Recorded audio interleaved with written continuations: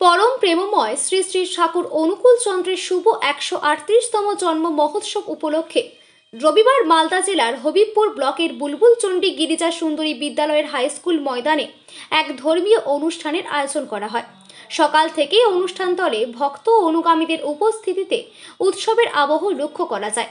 জন্ম মহোৎসব উপলক্ষে এদিন সকালবেলা বুলবুল চণ্ডী আর এন রয় গ্রামীণ হাসপাতালে চিকিৎসাধীন রোগীদের মধ্যে ফল বিতরণ করা হয়।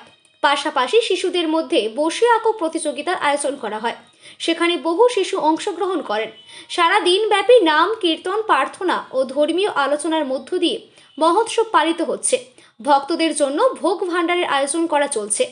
শান্তি, ভ্রাতৃত্ব ও মানব কল্যাণের বার্তা ছড়িয়ে দিতে এই মহোৎসবকে কেন্দ্র করে গোটা এলাকা এক ভক্তিময় পরিবেশে মুখরিত হয়ে ওঠে।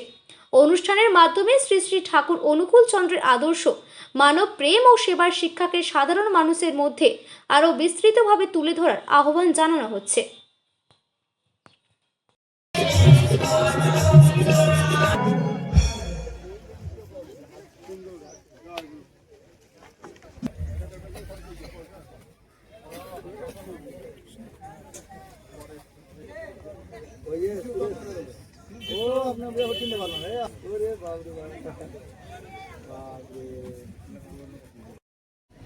জয়গুরু।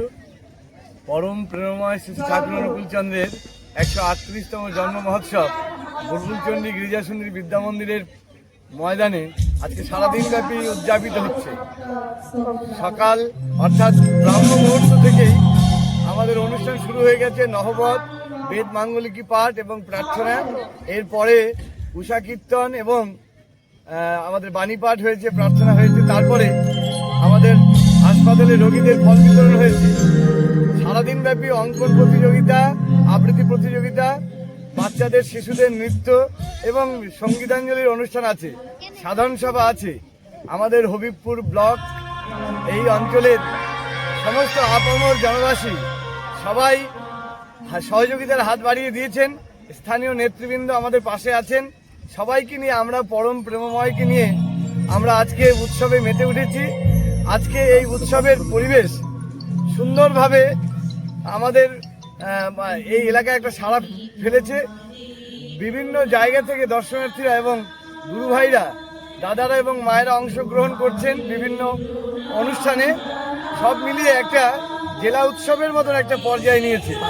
ফলে এরপরে আমাদের যে কার্যক্রম আছে, সাধারণ সভা এবং প্রার্থনা আছে। প্রার্থনার পরে বস্ত্র বিতরণ এবং পুরস্কার বিতরণী আছে। তারপরে বহিরাগত শিল্পীদের একটা অনুষ্ঠান আছে।